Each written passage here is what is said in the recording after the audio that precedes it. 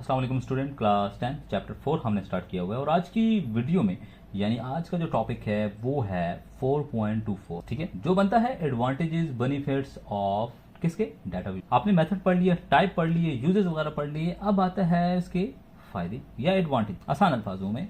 ठीक है, तो हम दोबारा रिपीट करते हैं कुछ चीज़ों को। हो सकता है कुछ स्टूडेंट हमारे साथ इस वीडियो या इस लेक्चर के साथ जुड़ रहे हों, तो हम उनको बताना चाहते हैं। देखो, डाटा विजुअलाइजेशन का सबसे पहले आपको मतलब पता होना, मीनिंग पता होना चाहिए, क्योंकि आपने इसी चीज को डिफाइन करना है। ठीक है, जब तक आपका उसको मतलब नहीं पता होगा तो आप उसके बारे में लिख कैसे सकते हो या उसको एक्सप्लेन कैसे कर सकते हो। तो सुन लो, डाटा विजुअलाइजेशन का मतलब है कि हम कॉम्प्लेक्स और मुश्किल डाटा, यानी कि कॉम्प्लेक्स बहुत सारा डाटा होता है, जैसे कि आप कह सकते हो मुश्किल। ठीक है, उन डाटा को हम प्रेजेंट करते हैं, देखते हैं किस फॉर्म में, ग्राफ, पिक्चर या फिर हम मैप्स के थ्रू। क्यों देखते हैं? ताकि हमें इजी का वर्ड है, इजी समझ आए, यानी आसानी से हम उसको समझ सकें। ठीक है, और हम जो डाटा देख रहे हैं या जो हमारे पास डाटा है वो अंडरस्टैंडेबल बन जाए। ठीक है, डाटा अंडरस्टैंडेबल हो जाए। और ये एक बहुत पावरफुल टूल है जो हर तरह की बिजनेस, ऑर्गेनाइजेशन और सर्विसेज के लिए यूजफुल होता है। ठीक है, तो अब बात करते हैं एडवांटेज। ये जो अंग्रेजी लिखी हुई है ये तो आप मुझसे अच्छे तरीके से पढ़ सकते हो। ठीक है, वो आप आराम से पढ़ लेना। ठीक है, ये वही बातें होंगी जो मैं बता रहा हूं। ठीक है, आप जब मेरी इन बातों को सुनोगे और जब आप इन टेक्स्ट को पढ़ोगे, बुक को पढ़ोगे, तो आपको याद आएगा कि हाँ, सर ने भी ये बात कहा था और सर भी ये कह रहे थे जो यहाँ पे लिखा हुआ है। ठीक है, तो मैं अपने से कोई कहानियां नहीं बनाता, मैं अपने से कुछ नहीं बताता।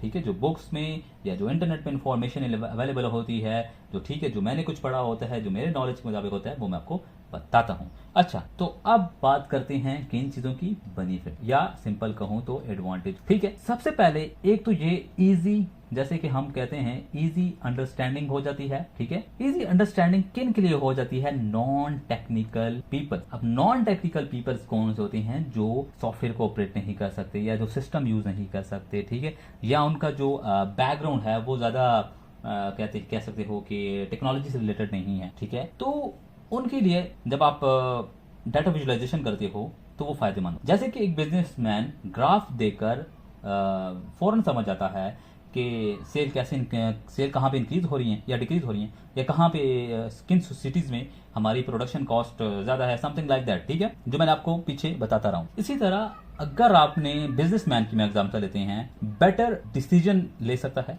ठीक है, कि आप कह सकते हो कि इसका हमें, जब हम इसकी डाटा विजुअलाइजेशन करते हैं तो हम एक तरह से बेटर डिसाइड कर लेते हैं कि हमें कौन सा ऑप्शन सेलेक्ट करना है। बात समझ आई? ठीक है, डिसीजन मेकर में अपने पास जो भी अवेलेबल डाटा होता है उसको एनालाइज करके आप स्मार्ट और स्ट्रॉन्ग डिसीजन ले सकते हैं। इसी तरह इंप्रूवमेंट परफॉर्मेंस होती है। किस में होती है? आपकी परफॉर्मेंस में इंप्रूवमेंट आती है। मतलब कि जब ऑर्गेनाइजेशन डाटा को एनालाइज करती है, यानी उसको देखती है, तो वो अपने सिस्टम और सर्विसेज को और ज़्यादा बेहतर बना सकते हैं, है कि नहीं?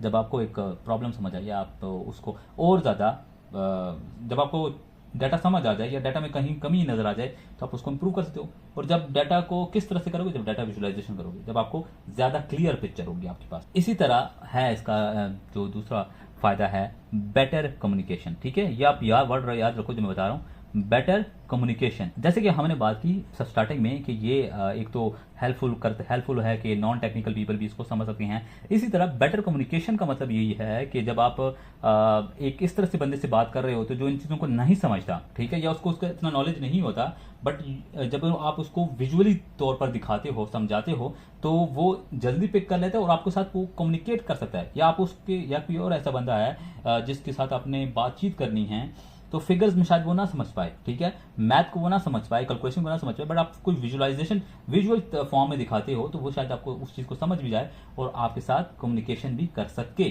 जिसमें यहाँ पे लिखा हुआ है ना, the better communication it help in understanding getting better insight from well organised real time data, something like that. ठीक है, उसके बाद हमारे पास आता है, एक आती है जी टाइम सेविंग। ये आपके पास क्या है जी? टाइम सेविंग भी है। अब टाइम सेविंग कैसे है कि जैसे ग्राफ्स और चार्ट, मतलब इंसानों को या हमें तुरंत का मतलब है कि आपको ना फौरन, ठीक है, फौरन आपको दिख जाता है। मैं देखो आपको एग्जांपल भी एक मैंने दिखाई थी जब हम चार्ट्स को जिक्र कर रहे थे कि इस तरह से ना ग्राफ लाइन बार ग्राफ है, ठीक है, तो आप ना फर्स्ट क्लिक में देख लोगे कि ये वाली जो बार है ना ये हाई है, तो आप इसको देखोगे कि ये किस मंथ की सेल है और कितनी सेल है, तो आप ये उसको कह रहा है मतलब टाइम सेविंग है, यानी कि आपको पूरी चार्ट देखने का जरूरत नहीं है, आपको टेबल्स देखने की जरूरत नहीं है, या आपको पूरे ईयर के हिसाब देखने चाहिए, कंपेयर करने की जरूरत नहीं है। यानी अगर मैं आपको शीट्स दूं कि ये आपका जी रिकॉर्ड है जी, पुराने ईयर का एक पेज है, दूसरे ईयर का फिर मैं दूसरा पेज दूं, तीसरा चौथा, तो आप हर पेज को एक एक बार पढ़ोगे, फिर आप डिसाइड करोगे कौन से साल में ज़्यादा सेल थी या जो ज़्यादा वैल्यू थी, ठीक है। बट उन्हीं पेजों का जो डाटा है जो हमें चाहिए, वो मैं अगर ग्राफ फॉर्म में दिखा दूं, ठीक है, या मैप फॉर्मेट में, तो आप फौरन क्लिक कर लोगे कि भाई ये जो लाइन है ये किस ईयर की है या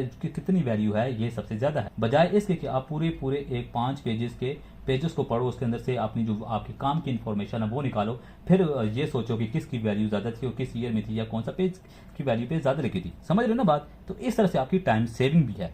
उसके बाद है जी quick and accurate decision. Quick and accurate decision का मतलब क्या है कि आप विजुअली जब विजुलाइज करते हो या विजुअली चीजों को देखते हो, दिखाते हो, तो आप फास्ट और करेक्ट रिजल्ट मिलता है। अब कैसे मिलता है? जब आपको देखा कि सब सामने है। जब मैंने 5 पेजों की बात की, तो हो सकता है आपसे गलती भी हो सकती है, ठीक है, हो सकता है आप 5-6 पेज की जो वैल्यू है वो ज्यादा थी, बट आप कहते हो जी 4th पेज की ज्यादा है, ठीक है, हो सकता है वो थोड़ा सा फर्क हो, मगर एक्चुअल में जो वैल्यू थी सबसे ज्यादा वो किसकी थी? पेज नंबर 5 पे, बट यू कैन से आप कह रहे हो जी पेज नंबर 4 पे है। तो इस तरह से ना गलतियां हो सकती हैं, ठीक है, मगर जब आप ग्राफ के थ्रू रिप्रेजेंट करते हो तो वो 100% या एक्यूरेट होता है ज्यादा। बात समझ आ रही है? तो ये जो सारी बातें जो मैंने बताई हैं ये सारे वही हैं, ठीक है। इसमें वही बात किया हुआ है कि नॉन टेक्निकल, उसके बाद क्या है कि बेटर डिसीजन देखो, ठीक है, वो बात की हुई है। इसी तरह इंप्रूवमेंट ऑफ परफॉर्मेंस आ जाती है, बेटर कम्युनिकेशन हो जाता है। उसके बाद क्या है जी सेफ टाइमिंग है, ठीक है जी।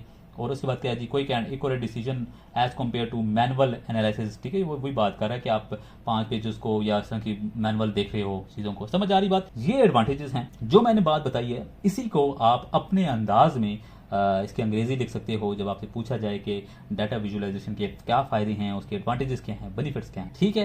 तो आप हेडिंग वाइज भी कर सकते हो, ठीक है, साथ साथ मैं नोट्स भी प्रिपेयर कर रहा हूँ। At the end of this chapter you will get all notes of all topics, ठीक है। ऑल नोट्स नहीं कह सकते, बट मतलब इस चैप्टर के आपको नोट्स मिलेंगे और सारे टॉपिक्स करो। समझ रहे हो ना बात?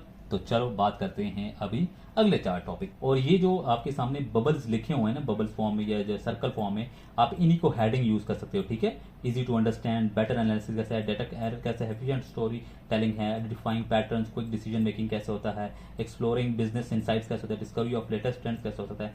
इन्हीं चीजों को आप इनको पढ़ो, ठीक है। फिर आप डाटा विजुअलाइजेशन के हिसाब से सोचो कि वो कैसे इजी टू अंडरस्टैंड है, फिर बेटर एनालिसिस कैसे है, आइडेंटिफाइंग पैटर्न कैसे है, ठीक है। फिर आपको ये क्लियर, जब आपको इनके आगे ना आप डिफाइन कर सकते हो या स्टोरी लिख सकते हो, कुछ लिख सकते हो डाटा विजुअलाइजेशन से रिलेटेड, तो समझ लो कि आपको डाटा विजुअलाइजेशन जो टॉपिक है या वर्ड है वो आपको क्लियर समझ आ चुका है, ठीक है। उसके बाद टॉपिक है 4.2.3 डेटाबेस एंड मशीन लर्निंग। यहाँ पे फिर 2 वर्ड इस्तेमाल हुए, एक डेटाबेस है, दूसरा मशीन लर्निंग है। सबसे पहले बात करते हैं डेटाबेस का। देखो क्लास 9 में आपने हल्का सा टच देखा था या हल्का सा आपने जिक्र सुना था डेटाबेस के बारे में। तो सबसे पहले सुनो, डेटाबेस का मतलब होता है डाटा को स्ट्रक्चर और ऑर्गेनाइज्ड फॉर्म में, किस फॉर्मेट में? स्ट्रक्चर और ऑर्गेनाइज्ड फॉर्म में टेबल्स की शक्ल में स्टोर होता है। टेबल्स क्या होते हैं? जैसे कि रोज होती हैं, कॉलम्स वगैरह होते हैं, इनमें डाटा आपका स्टोर होता है। समझ आ रही है बात? डेटाबेस में क्या होता है कि जो आपका डाटा है वो स्ट्रक्चर और ऑर्गेनाइज्ड क्या होता है कि हर चीज तरतीब से पड़ी होती है। जैसे आपकी बुक शेल्फ है ना, जब आप जैसे अपनी लाइब्रेरी में, जैसे आपकी सारी लाइब्रेरी में इंग्लिश की बुक साइड पे पड़ी होती हैं, उर्दू के अलहदा, general knowledge, science related something like proper organised होती हैं। इसी तरह आपका डाटा भी डेटाबेस में ऑर्गेनाइज्ड होता है अकॉर्डिंग टू योर हेडिंग्स, जो आपकी टेबल की हेडिंग्स हैं या जिस तरह से आप टेबल को ऑर्गेनाइज करना चाहते हो। बात समझ आ रही? इसी तरह और क्या कहते हैं, जैसे आपके एक्सेल शीट है, आपने देखा होगा वर्ड एक्सेल शीट वाला का, उसमें भी आप देखो टेबल फॉर्मेट बनाते हो, सेम उसी तरह क्या होता है डेटाबेस में आपका डाटा पड़ा होता है। अब इस डाटा को एक तो स्टोर करना आसान होता है, मैनेज करना आसान होता है, रीट्राइव करना आसान होता है। ये रीट्राइव का मतलब ये है कि आपको अगर चाहिए, वर्ड कौन सा मैंने यूज किया, रीट्राइव, ठीक है। अगर आपको चाहिए तो आप क्विक तरीके या इजी उसको हासिल कर सकते हो। आप एक कोड, लाइन ऑफ कोड लिखते हो और वो आपके साथ आपके पास सारा वो डाटा आ जाता है या शो हो जाता है, ठीक है। अब इन चीजों को करने के लिए, यानी कि मैनेज करने के लिए, स्टोर करने के लिए, रिट्राइव करने के लिए, अपडेट करने के लिए, डिलीट करने के लिए, मतलब मुख्तलिफ टास्क परफॉर्म करने के लिए आपको सॉफ्टवेयर की जरूरत है, स्पेशल सॉफ्टवेयर के लिए सॉफ्टवेयर जरूरत होता है जिसको कहा जाता है शॉर्टकट DBMS। कैसे हो? अभी क्या होता है? Database management system. इसको क्या कहा जाता है? Database management system. बात समझ आ गई है? और जो मशहूर जो सॉफ्टवेयर हैं उसमें आता है आपका ओरेकल, ठीक है, MSSS एंड MySQL। मैंने इस सॉफ्टवेयर डेटाबेस पे काम किया है, ठीक है, और are some well known database. ये मतलब और भी सारे हैं, सिर्फ ये 3 नहीं है, इसके अलावा भी हैं, बट बहुत जो मोस्टली यूज होती हैं वो ये 3 हैं, और जिनमें से मैंने इस MySQL पे काम किया हुआ है। अच्छा, अब ये तो बात हो गई डेटाबेस मैनेजमेंट, समझ गए बात। जो आपका टॉपिक है ना, उसमें बात की गई है डेटाबेस और मशीन लर्निंग में उसके फीचर्स को बताया गया है। और देखिए यहाँ पे आपको ना एक तरह से रिलेशन बताया गया है, ठीक है। टेबल फॉर्मेट क्या है? To understand relationship between these two disciplines, ठीक है, the simplified information is given as follow. मतलब ये सिंप्लीफाइड है किसके दरमियान में? डेटाबेस और मशीन लर्निंग। तो जो मैं बता रहा हूं ना, उसको भी गौर से सुनो, बाद में इस टेबल को भी हम देख लेंगे, ठीक है, या आप बाद में खुद पढ़ लेना, ठीक है। अब डेटाबेस हमने बात कर रहे थे, ठीक है। What is database? आपको समझ आ गई कि डेटाबेस क्या है, ठीक है, सिंपल है जो मैंने बताया। अब इसके फीचर्स की बात करते हैं। फीचर्स क्या होती हैं? आप कह सकते हो इसकी खूबियां, ठीक है। एक तो हमने बात की इसके अंदर जो डाटा होता है वो स्ट्रक्चर होता है। स्ट्रक्चर क्या होता है? एक तरीकेकार से पड़ा होता है, यानी कि टेबल के अंदर डाटा रोज और कॉलम्स में होता है, ठीक है। प्रॉपर कॉलम्स बने हुए हैं, ठीक है, रोज बनी हुई है, उसके अंदर डाटा पड़ा हुआ है, ठीक है।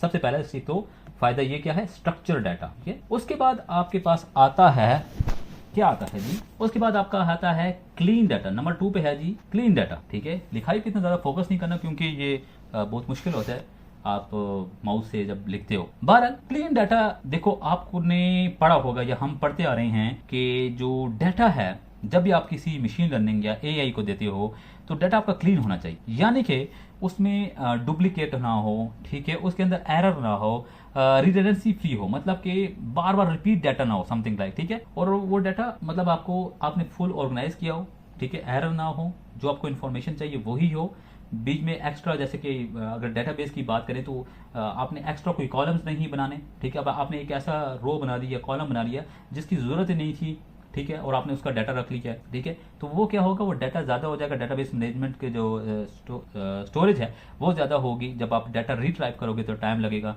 समथिंग लाइक दैट, ठीक है, प्रॉब्लम्स होती हैं। बहरहाल जो आपका वो सेकंड क्या पॉइंट है? Clean data. किसका? डेटाबेस का, बिल्कुल। थर्ड पॉइंट हमारे पास आता है फास्ट रीट्राइप, ठीक है।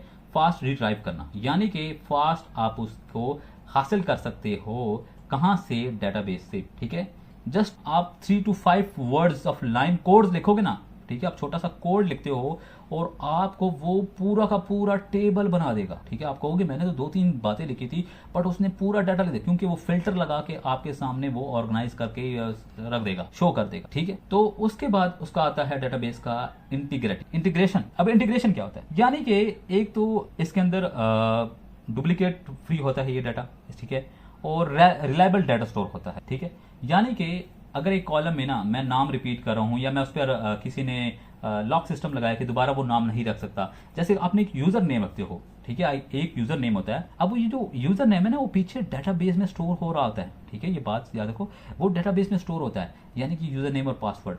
और जब आप एक यूजर नेम रखते हो, अगर वो पहले से किसी ने यूजर नेम रखा हुआ है, तो वो आपको सिस्टम कहता है भाई ये यूजर नेम नहीं रख सकते, ये ऑलरेडी किसी ने लिया हुआ है। तो ये इस तरह की जो इंटीग्रेशन है, ठीक है, डुप्लीकेट फ्री होता है, रिलायबल डाटा होता है, और स्टोर मतलब समथिंग लाइक दैट, ठीक है। उसके बाद हमारे पास आता है नंबर 5 पे हमारे पास पॉइंट क्या आता है? स्केलेबिलिटी। अब स्केलेबिलिटी क्या है? यानी कि ये जो डाटाबेस है इसकी कोई लिमिट नहीं, यानी कि अगर आपने स्टूडेंट्स का डाटा रखना है, ठीक है, या स्टूडेंट की लिस्ट रखनी है, उससे लेकर आप पूरे मुल्क का डाटा रख सकते हो, यानी हर पर्सन का इसमें डाटा रख सकते हो। अगर एक लिस्ट बन रही है ना, ठीक है, डाटाबेस बन रहा है, तो वो नहीं है, उसकी कोई लिमिट नहीं है कि बस स्टूडेंट 100 बंदों का डाटा रखोगे, 200 का रखोगे, 300 का नहीं। अगर एक स्टूडेंट लिस्ट से लेकर आप पूरे मुल्क का इसके अंदर डाटा रख सकते हो। ये स्केलेबिलिटी, समझ आ गई बात। नंबर 6 है रियल टाइम सपोर्ट, यानी कि रियल टाइम डाटा को स्टोर और रीट्राइव, यानी कि वहां से ले सकते हो और देख सकते हो, शो कर सकते हो। समझ आ रही बात। नंबर 7 है एनालिटिक टूल्स, यानी कि SQL और अदर टूल जितने भी है ना, वो आपको एनालाइज कर देते हैं और आपको की रिपोर्ट जनरेट करके दे सकते हैं जो आपकी लिए हेल्पफुल हो सकती है, या समथिंग कह सकते हो आप उसकी से डाटा हासिल करते हो। यानी कि डाटाबेस मैनेजमेंट ना, आपका डाटाबेस है उसके लिए भी आपको कुछ चीज चाहिए, ठीक है। यानी कि एसक्यूएल क्या है, स्ट्रक्चर क्वेरी लैंग्वेज, समझ लो बात ना। जब आप क्यूरी एक लिखते हो कि भाई मुझे फलाने नेम से लेकर इतने नेम से डाटा चाहिए, तो वो आपको क्या करता है, एक रिपोर्ट जारी कर, जैसे हमने बात की ना, फिल्टर लगा सकते हो, समथिंग इस तरह कर सकते हो। तो ये बात कर रहा है एनालिटिक टूल, ठीक है। एनालिटिक टूल्स का मतलब ये, अब मैंने जब एक आपको दराज की एग्जांपल दी थी, ठीक है, मैंने कहा था कि ये वेब पेज है और आपका यहाँ पे फिल्टर लगा हुआ है जिसपे ना पहले से क्यूरी सेलेक्ट होती हैं। आपने कभी देखा होगा ना जिसमें होता है शॉपिंग होता है कि जी लो प्राइस से लेकर कहाँ से क्या दिखाओ हाई प्राइस तक। ये क्या है, ये पीछे एसक्यूएल की क्यूरी है जो कि किधर जाती है, आपके डेटाबेस मैनेजमेंट सिस्टम में जाती है। वहां पे सारे प्रोडक्ट लिस्टेड हैं, उसके मुताबिक आता है, ठीक है। ये क्यूरी पहले से लिखी होती है, ठीक है। इसी तरह आप कहते हो हाई से लेकर, कहां से लेकर, हाई से लेकर लो तक, या जो सबसे ज्यादा रेटिंग वाला वो दिखाओ। ये क्यूरी क्या है, ये पहले से लिखी हुई, उस बटन के पीछे क्यूरी है या उस ऑप्शन के पीछे क्यूरी है जो कि जाती किस में है, डाटाबेस में, ठीक है। तो ये आप कह सकते हो एनालिटिक टूल्स, ठीक है। इस तरह के आप बना सकते हो अपने मर्जी के जो भी आपको रिक्वायरमेंट है। आपकी ये जो एसक्यूएल को वर्ड मैंने यूज किया, ये इसको होता है स्ट्रक्चर क्यूरी लैंग्वेज। ये आप गूगल करो तो आपको ज्यादा पता चल जाएगा। बहरहाल ये थे किसके फीचर्स थे, ये डाटाबेस। अब हम बात करते हैं किस चीज की, अब हम बात करते हैं मशीन लर्निंग। आपका मशीन लर्निंग के बारे में भी बात है ना, तो अब बात आती है मशीन लर्निंग, और अब इसको हम डिस्कस करेंगे इसके फीचर्स। और इसको सबसे पहले हम देखते हैं कि मशीन लर्निंग था, देखा रिवाइज करते हैं कि एमएल, ठीक है। एमएल एक तरह का एडवांस फील्ड है, ठीक है, जो डाटा को यूज करके एल्गोरिथम्स बनाती है। हमें पता था कि मशीन लर्निंग को या एमएल को डाटा देते हैं जिससे वो क्या करता है, सीखता है, सीख के क्या करता है, डिसीजन लेता है, प्रिडिक्शंस कर सकता है, किन की तरह, जैसे इंसान करते हैं। हमने क्या कहा था, इंसानों की तरह मिमिक करना या उनको कॉपी कर, ठीक है। इसी तरह एमएल को यानी मशीन लर्निंग मॉडल्स को ट्रेन करने के लिए डाटा चाहिए। हमने ये भी देखा था कि उसको क्लीन डाटा चाहिए। अब हमने बात की थी, जब डाटाबेस की बात कर रहे थे तो हमने वर्ड यूज किया था कि उसका जो डाटाबेस का जो डाटा होता है वो स्ट्रक्चर होता है और क्या होता है, ऑर्गेनाइज्ड होता है, क्लीन होता है। तो ये क्या है, डाटाबेस का रिलेशनशिप क्यों है, क्यों कि हमने मशीन लर्निंग को भी तो डाटा देना है। जब हम एक क्लीन ऑर्गेनाइज स्ट्रक्चर वे में डाटा देंगे तो हमारा मशीन लर्निंग उसको ज्यादा से ज्यादा अच्छे तरीके से समझ पाएगा और बेटर प्रिडिक्शन डिसीजन कर पाएगा। इसलिए इन दोनों के दरमियान एक तरह से रिलेशनशिप है। वर्ड अभी क्लियर हुआ जो हम पढ़ रहे हैं कि relationship between these two disciplines, किन के दरमियान में, डाटाबेस और मशीन लर्निंग के दरमियान, ठीक है। जो आपने लाइन यहां पढ़ी थी ना, समझ आ रही ना बात। तो हम फीचर्स क्यों हमने डिस्कस किए डाटाबेस के, हमने इसलिए डिस्कस किए ताकि आपको पता हो कि क्या कह रहे हैं। अच्छा, इसी तरह मशीन लर्निंग के भी वही फीचर्स हैं कि डाटाबेस का जो डाटा सेट्स होता है, ठीक है, डाटा सेट्स या डाटाबेस तो नहीं कहते, डाटा सेट्स कह सकते हो या डाटा स्ट्रक्चर्स, ठीक है। कि जो डाटा है वो एक तो स्ट्रक्चर्स होगा, यानी रो और कॉलम्स वाली डाटा सेट रिक्वायर्ड होती है, ठीक है। या आप कह सकते हो एक प्रॉपर ऑर्गेनाइज डाटा होता है जब आप मशीन लर्निंग को देते हो। और एक तो वो दूसरा जो फीचर्स है वो क्लीन डाटा रिक्वायर्ड होता है। अगर डाटा डर्टी होगा, डर्टी का मतलब आप खुद समझ लो कैसे गंदा हो सकता है, या कॉम्प्लेक्स होता है, या बहुत ज़्यादा हो सकता है, या वो चीज़ें ज़रूरत नहीं थी जो आपने लिख दी हैं इसके अंदर, या उसको जो जिस तरीके से आपने मतलब आपने एक एमएल को यानी मशीन लर्निंग के मॉडल को ट्रेन करना चाहते हो, आप उसको साथ इसको एक्स्ट्रा इन्फॉर्मेशन या एक्स्ट्रा डाटा दे रहे हो जिसकी जरूरत नहीं था। आपने कोई टास्क परफॉर्म करने के लिए उसको ट्रेन कर रहे हो ना, तो आपने कुछ एक्स्ट्रा डाटा दे दिया। एक तो वो टाइम भी ज़्यादा लगाएगा और वो उसके लिए काम किया भी नहीं है, तो वो कंफ्यूज हो जाएगा, यानी कि वो आपका मशीन लर्निंग सही तरीके से काम नहीं कर रहा, वो प्रिडिक्शन में मसला कर सकता है। तो इसलिए clean data required for machine learning. इसी तरह डाटा जो रिट्राइवर है, रिट्राइव करना, यानी कि रिट्राइव करने के लिए भी आपका जो एल्गोरिथम्स हैं वो आपने सही तरीके से यूज करनी, यानी एसक्यूएल लैंग्वेज जो है वो भी सही होनी चाहिए, ठीक है। इसी तरह जो इसका एक और है इंटीग्रेटेड डाटा, ठीक है। इंटीग्रेटेड डाटा डेटाबेस के थ्रू आप क्लीन और एरर फ्री डाटा सेट आपको सेट मिल सकता है, जो ट्रेनिंग के लिए बहुत ज़रूरी होता है। आपने समझा होगा कि डाटा ज़रूरी है। उसके बाद है जी स्केलेबल सॉल्यूशंस, यानी कि मशीन लर्निंग में मिलियंस ऑफ रिकॉर्ड्स हैंडल कर सकता है। Machine learning millions of records handle कर सकता है, इसलिए बिग डाटा के साथ काम करता है। कौन काम करता है? एमएल, ठीक है। रियल टाइम ट्रेनिंग यानी कि ऑनलाइन डाटा के लिए एमएल को रियल टाइम इनपुट चाहिए होता है। बिल्कुल सही है, जब आप मशीन लर्निंग है उसने आपके रिस्पॉन्स पे परफॉर्म करना है तो उसको रियल टाइम पे डाटा चाहिए, ठीक है, उसी वक्त डाटा चाहिए या उसी वक्त उसको इन्फॉर्मेशन चाहिए, तो वो रिट्राइव करने के लिए भी उसको क्या चाहिए, फास्ट चाहिए या रियल टाइम ट्रेनिंग चाहिए होता है, ठीक है। एनालिटिक टूल सपोर्ट जैसे हमने पहले बात की थी डेटाबेस में, सेम इसी तरह ही है कि डेटाबेस के जो टूल्स हैं वो उसको जो इंटीग्रेट करना ताकि वो फास्ट और एक्यूरेट सोल्यूशन प्रोवाइड कर सकता है या हासिल कर सकता है, या रिपोर्ट जैसे हमने बात की थी उसमें डेटाबेस में, इसी तरह ही वो वहाँ से एनालिटिक टूल यूज़ कर सकता है। तो ये जो मैं बातें कर रहा हूँ, ठीक है, तो अच्छा मैं एक और चीज़ बताता हूँ, आपने जैसे आप डेली लाइफ में यूज़ करते हो गूगल सर्च, ठीक है, जो गूगल सर्च सजेशंस है वो भी मशीन लर्निंग की वजह से है, समझ लीजिए बात। जो नेटफ्लिक्स पे मूवी रिकमेंडेशन है और यूट्यूब पे जो एल्गोरिथम चलता है वो क्या है, मशीन लर्निंग पे है। हम बात कर रहे थे, हमने पहले भी बात की थी कि मशीन लर्निंग क्या कहता है, जो यूट्यूब की जो सर्चिंग है, जो आपको रिकमेंडेशन दिखाई जाती है वो भी इसी पर्पस के है। वो क्या है, वो आपकी जो वॉच हिस्ट्री है या जो क्या कहते हैं लॉग इन या डेली जो आप देख रहे हो, कितना टाइम कंज्यूम कर रहे हो, किस वीडियो पे कितना कंज्यूम कर रहे हो समथिंग, तो वो उसके बेसिस पे क्या करता है, आपको रिकमेंड करता है। ऐसा ही है ना, हमने ये कहा था।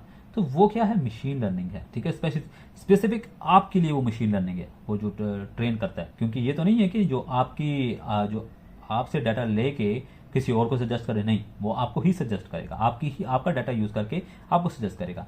इसी तरह जो फिर इसी तरह क्या कहते हैं, डेटाबेस के बिना मशीन लर्निंग सही तरह काम नहीं कर सकती।